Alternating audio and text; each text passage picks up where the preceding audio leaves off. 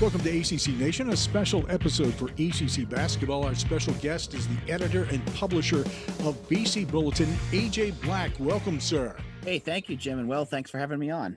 Always glad to have you. We're talking about one specific thing here, and that's a somewhat unexpected termination, well, more the timing, of Boston College head men's basketball coach Jim Christian by athletic director Pat Kraft for a variety of reasons. Yep. This struck me as an aggressive move. And before we jump into some detailed questions from both of us, give us your impression of everything that has transpired within the last 36 to 48 hours.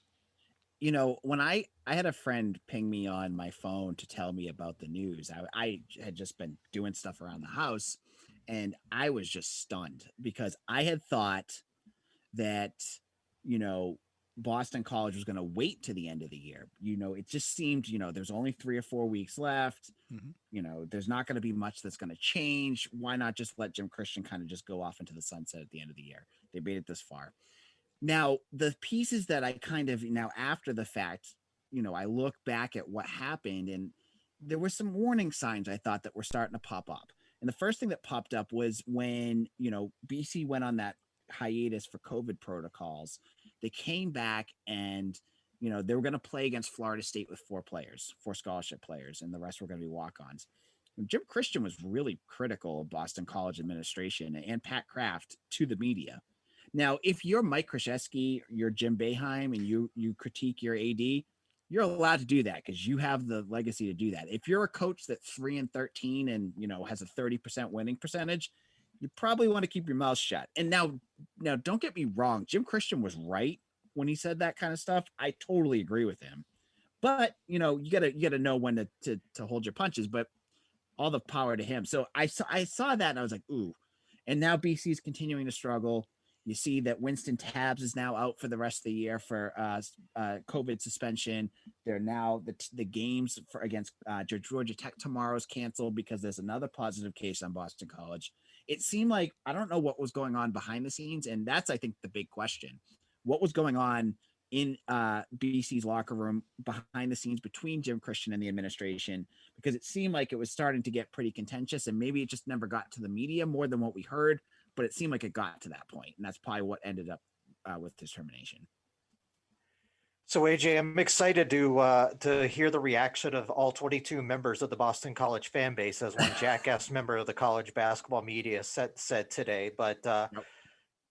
I guess in the grand scheme of things, why did it not work out with Jim Christian?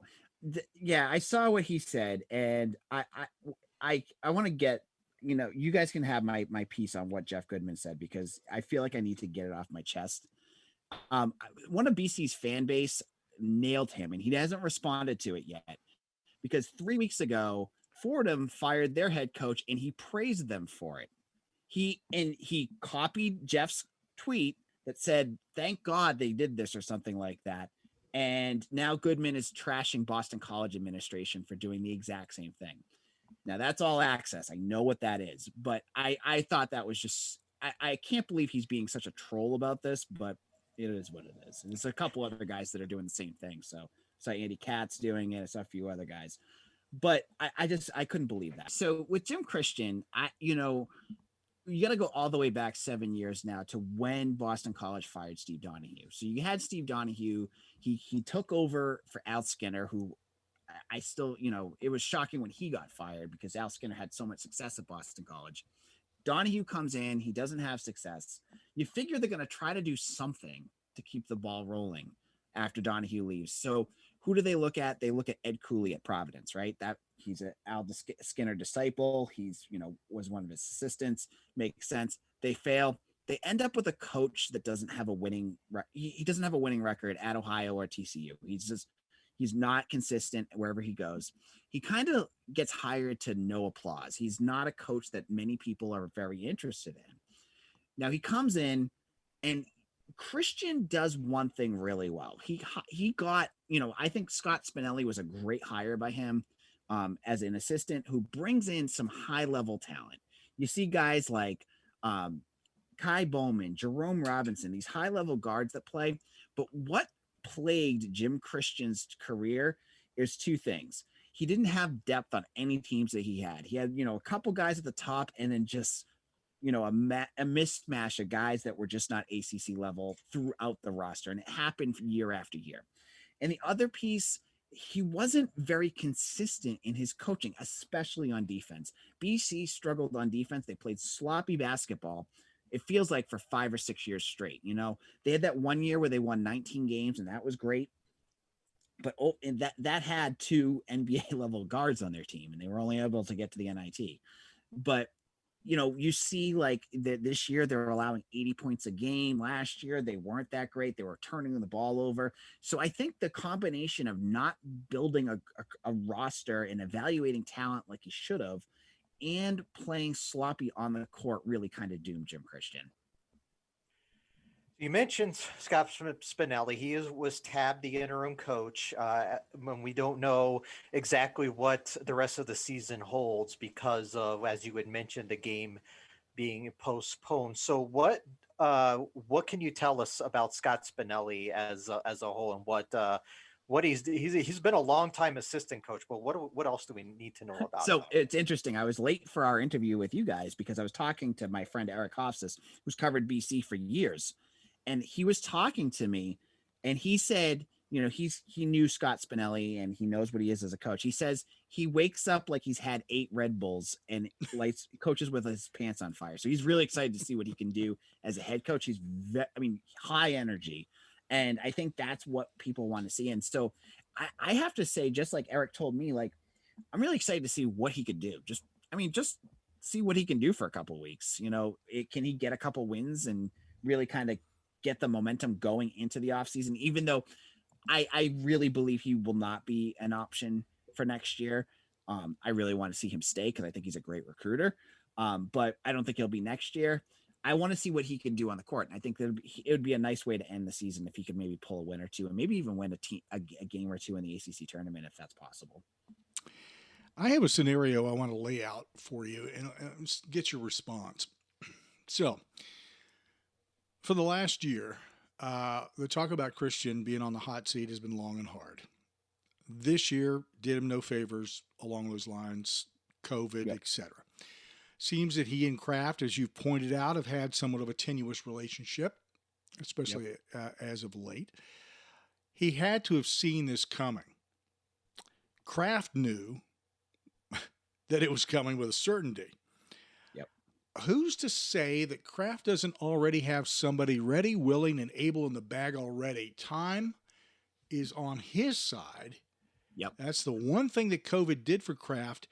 Would you be surprised if we wake up tomorrow and there's an announcement? Honestly, no. Jim, that's a great question. And I had said to start this interview off that one of the things I thought maybe they did it now was because of some backstage, behind the scenes stuff. The other thought was exactly what you just said. I had mentioned this on my website and on my podcast, that I thought the other way this could play out is that they have someone. Maybe it's John Beilein. Maybe that they want to get a head start on other teams to get a coach that's established and bring him in before a school that has a more attractive profile can grab them first. It would make a lot of sense. And everything I've heard from BC is that Pat Kraft really wants to win. That's what I've heard from my sources inside Boston College, is that, his goal now is to do everything possible to win. Boston College is going to increase the resources for basketball. You saw it with football. With Jeff Hafley, they were able to drastically increase his assistance pool so that he had more money to spend. They're working on resources. They're working on a practice facility that's going to probably be announced very soon. I think I've heard that they're kind of holding off on a public announcement, but it's going to go to coaches. Coaches are going to know that this practice facility that Boston College should have had is going to be coming soon. And that's going to be a major selling point to new coaches. So maybe it's a Beilein, maybe it's, Mark Schmidt at St. Bonaventure, but it's going to be a coach, and they're going to push pretty quickly, I think, to fill this before other schools can scoop in and get the guy that they want. So we'll get into this list because we've got a lot of names on this list from fans, from media. You have a favorite that you've talked about, or will be talking about with us because it'll be new to us. But I've seen your tweet along that line. If you want to, and I want to remind everybody, if you want to read all there is to know about Boston College sports, you need to check out BC Bulletin. And there you'll find AJ Black and a lot of great coverage of the Eagles. We always encourage you to do that and listen to his podcast as well because, man, if you want to keep up with what's going on, there it is. Now, with this move, do you see any immediate loss of players who are presently on the roster? I don't see it happening immediately, but I could see it happening. I worry, they have the thing with Boston College is they have some nice young talent. They have a nice young base that they can build this program around if they get the right coach in. Guys like Jay Heath, CJ Felder, DeMar Langford, that's a nice trio you can build a program around. But they got to keep them here. And I'm not sure how much these guys are locked into Boston College or they're locked into Jim Christian. So I worry about them. Now, the name that I floated yesterday because of the news that I'm worried the most about, and I wouldn't say worried. I just think the writing's on the wall is Winston Tabbs. He was suspended for the end of the year.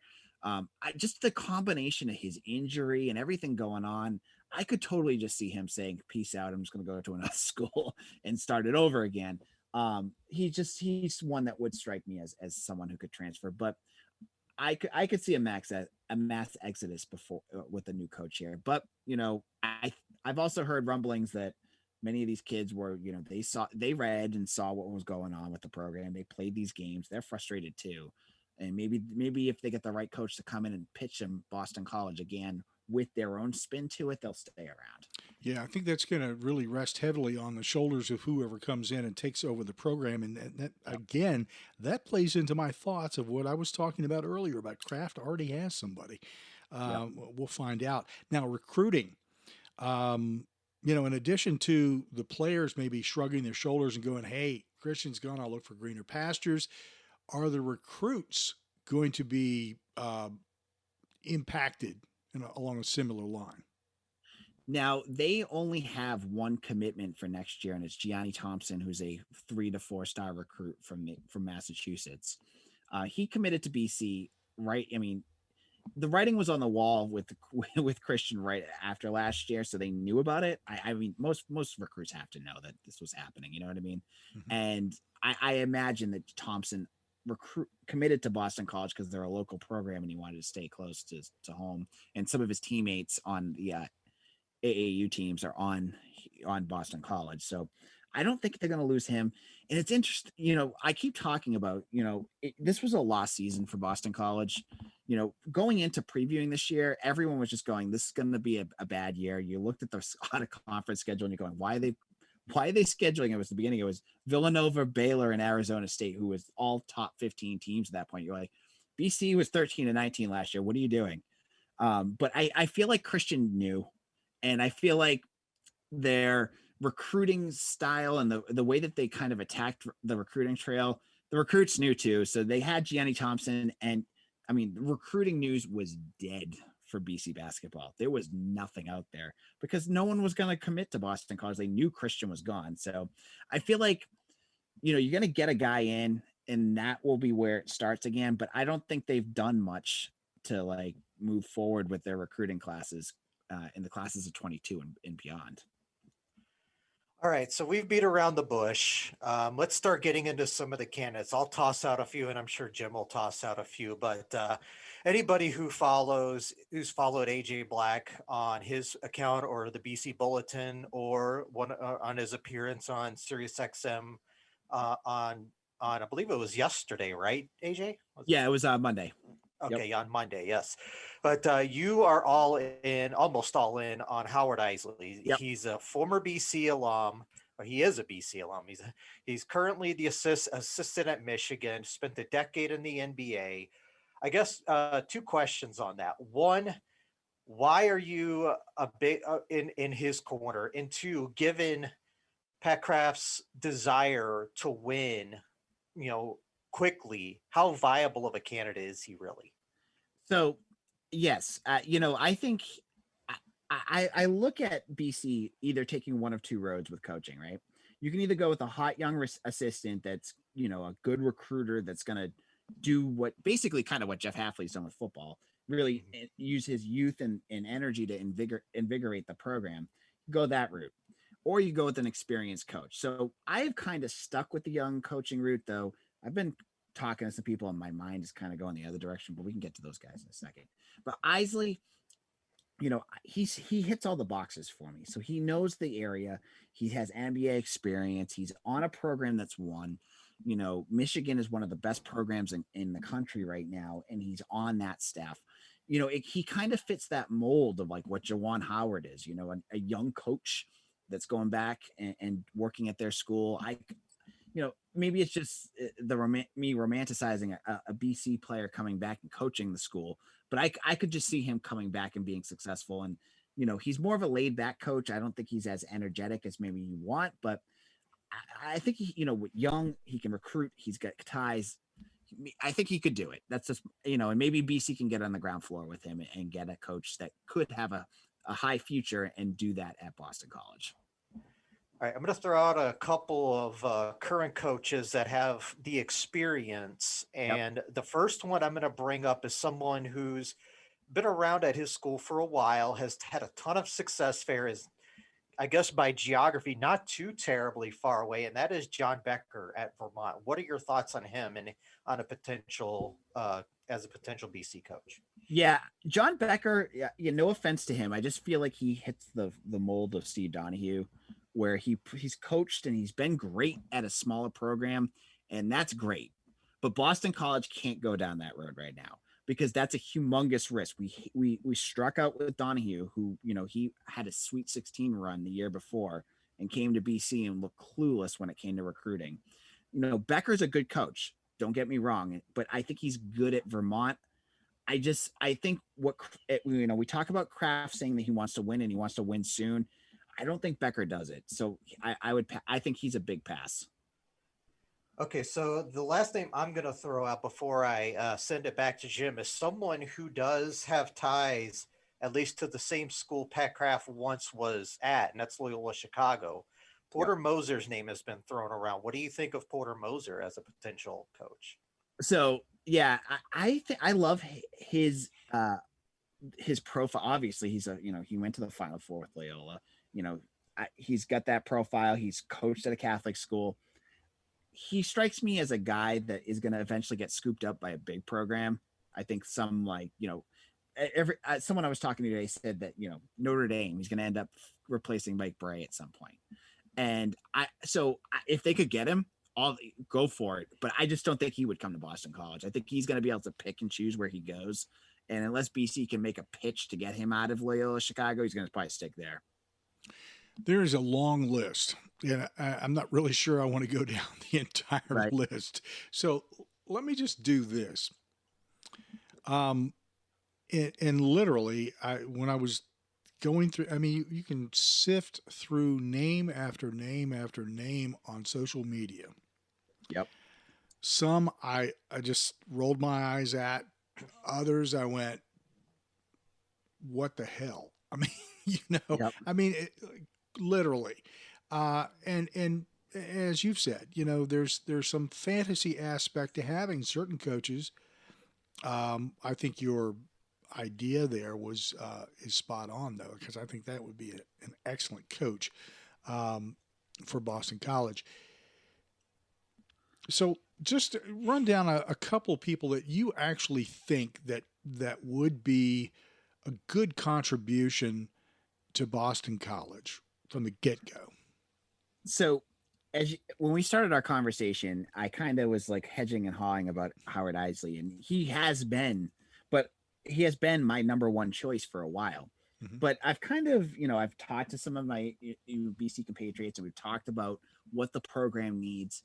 And they've almost got me convinced to go in another direction. And the name that I get stuck on is John Beeline.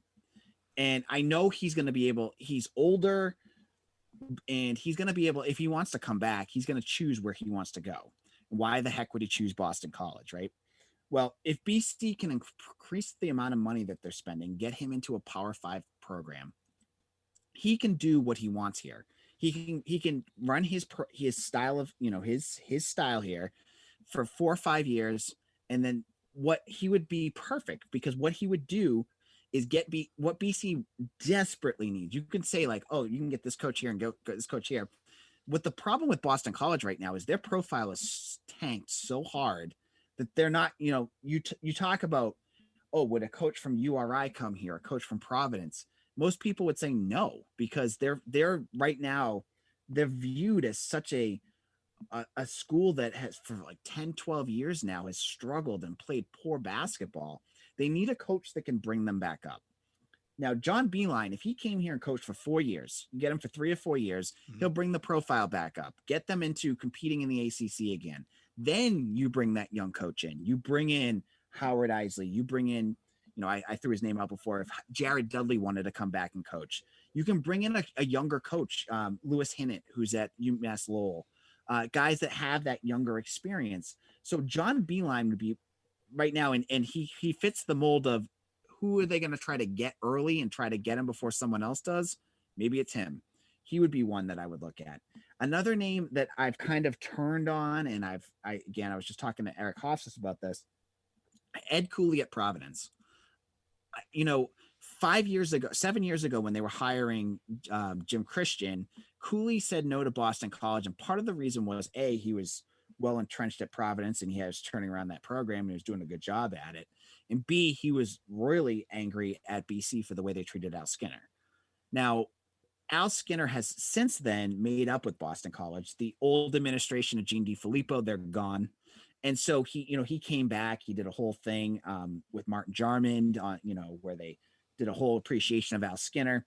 So I think Skinner would bless Cooley to come back. And Cooley kind of has, cooled off at Providence. I feel like he's kind of hit his plateau there. But I feel like he knows the program. He knows the area. He's a name I would watch for now. He may say that, he's hit his peak at Providence and he just needs to change the scenery. The other name that I thought that popped up that I was like, oh, another name to watch. Obviously, Mark Schmidt is another name to watch for at St. Bonaventure. He's a Boston College grad. He played for BC. And he has the pedigree. He took St. Bonaventure, which is for years was at the bottom of the A10. They were bad. And now they're a consistent every other year in the tournament, 20 wins every year. If you want a guy that can prove to take a team that's played poorly and bring them up and to develop them, Mark Schmidt should be a name to look at. And the final name that I've seen a bunch that I'm like, interesting, is Bobby Hurley at Arizona State. Now, okay. Hurley has said multiple times that he wants to come back east. They're at 7-9 right now, but he's had some success with Arizona State. Would he think about coming back east to get out of a program that he's not really being all that successful for and to try to, start new with Boston College? So he's another name that I've heard bounced around a lot too. Well, I know what fan base doesn't want him to come back. at least according to one of our recent guests. So yeah. maybe that would be a good fit. That would be an interesting fit. I'm still sticking. Honestly, I'm very intrigued by your suggestion, to be honest. I can't quite get off of that, but we'll see how that all works out. My question for you now is with all of these people that are on these lists, and Will and I were jokingly talking about dropping the one on you but we're not going to do that. That's the one that was a former ACC coach. I was waiting for that one. Yeah, I'm not doing that. that horse has been beaten so many times you can't even tell it's a horse. What's your gut telling you now? I mean, with you've had enough time for the dust to settle, the adrenaline is kind of coursed through, and you've seen and heard and talked about this. What are you seeing in your crystal ball for this program now? I think it's going to be, so this is why I'm moving off the Isley pick. I think Boston College has to hit on this hire. This program. So when I was at Boston College, I was there during the Skinner years. I was there when they started 20-0. And I saw them as a top 5 team with Jared Dudley and Craig Smith. And those were not 4-star recruits. They were just well recruited, well, put together teams that succeeded and played well. And I can see, Conti Forum back then, you couldn't get tickets to it. It was just sold out constantly. Now to see where they're at now, where you watch games and, well, pre-pandemic, no one was there unless it was Duke of North Carolina, where they would fill their fans there and it would just be a away game at Conti Forum. BC needs a hire that sparks interest, that gets fans back there, because that's what recruits see. That's what the programs exudes to everyone. So they need an established coach. I think that's where I'm at this point right now. They need someone who's coached. So that's kind of where I'm thinking, Beeline, Schmidt, Hurley, something like Cooley, something like that. And they need someone who's going to come in and immediately get the fans going, to get the program. You got the talent there. As we said earlier, like, you have Winston Tabbs, you have Jay Heath, you have talent. If you can bring in a few transfers, this team could compete next year. They're not that far off. You get some good coaching in there, get them more disciplined. They could be a dark horse. So I think getting that kind of coach that's experienced, that can do that right away, will be something to look for. All right, let me throw this at you then. Sounds to me like you're moving toward established and quote unquote safe. Let me ask you, was the pick of Jeff Hafley in that vein? So I think BC football was in a different spot though, right? So, as I said earlier with BC, like BC football was a 6-6 program forever. So they just needed to take that next step. They didn't need it to bring in an established head coach to do that. They didn't need to bring in Chip Kelly or something like that. They could take a chance with Jeff Hafley to do that. Okay. BC basketball is so down right now, and so they're the basement of college basketball at this point. They need someone to come in and bring them up to 6-6 to get them there, so that they can bring in a young coach they could take a chance on to try to take that next step. So gotcha. I think they're football and basketball are at a little different spots for BC at this point. So this isn't an apples to oranges sort of. It is an apples to oranges comparison there. So yeah, I see where you're coming from with that, and yeah, that makes a lot of sense. I see why you're going in that direction with who you ultimately would say would be a good pick for the men's basketball program. Yep. So when give us a sense of how crazy it's been. Like, I feel like you have been a very wanted man the last couple of days on radio and podcasts. Yeah, absolutely. So it's been crazy. So I've, when you're talking Boston College sports, you have two different camps, right? You have the media that covers from like the AP and the newspapers that just take this is what happens. This is what, they lost and blah, blah, blah. Fans kind of tune that out a little bit because it's like, yeah, they just lost 76. They lost 13 games in a row, blah, blah, blah. I'm not at the other camp, which is like some of the other blogs that are just more hysterical about everything and kind of freak out. Kind of a nice happy medium there where I'll tell you exactly why they're losing. I'm going to give you the truth, but I'm also going to give you the stats to go along with it. And I feel like it's been crazy because I've been on Sirius, I've been on other podcasts, I've been on other sites. It's just been like, there's not a lot of Boston College basketball people to go around, and I feel like a lot of people want to talk to me. I have no doubt. So, what do you expect? Do you still think the announcement of a head coach is probably still a month away? Probably. BC goes pretty slow with things. So with Hafley, it was about 3 weeks, I feel like, between Steve Adazio and the hire. Now, that being said, this whole process has been completely different than anything BC has ever done. One of the other sites, I think it was BC Interruption, said this is the first time Boston College has ever fired a coach in the middle of the season ever in any sport. And so this is a very unique situation with BC. So as we kind of talked before, there's a good possibility that maybe Pat Kraft already knows who he wants to hire. He's going to interview them. And then next week we have a coach. That could happen. And that, this seems like we're in uncharted territory with BC. And, so I might have my thoughts of like, oh, in the past, Jarman does 3 weeks, 4 weeks. They take their time. They have to go through this. But maybe Pat Kraft's going to do something completely different. So I'm expecting fireworks and something that maybe I'm not expecting that's going to pop up for the Eagles. It's going to be interesting to watch what happens in whatever time period Kraft decides it's going to be. Yep. I mean, this has been a fascinating look at the release of a Power 5 coach and what's to come, and some of the people who are going to be standing in line, hopefully, to be interviewed for this position. And we hope for nothing but the best for Boston College and the fans, especially. Our special guest, the editor and publisher of BC Bulletin, AJ Black. AJ, as always, thank you, sir, for coming on and talking to us about what's going on at Boston College. We encourage everybody to listen to podcast and to check out BC Bulletin for everything there is to know about what's going on at Boston College.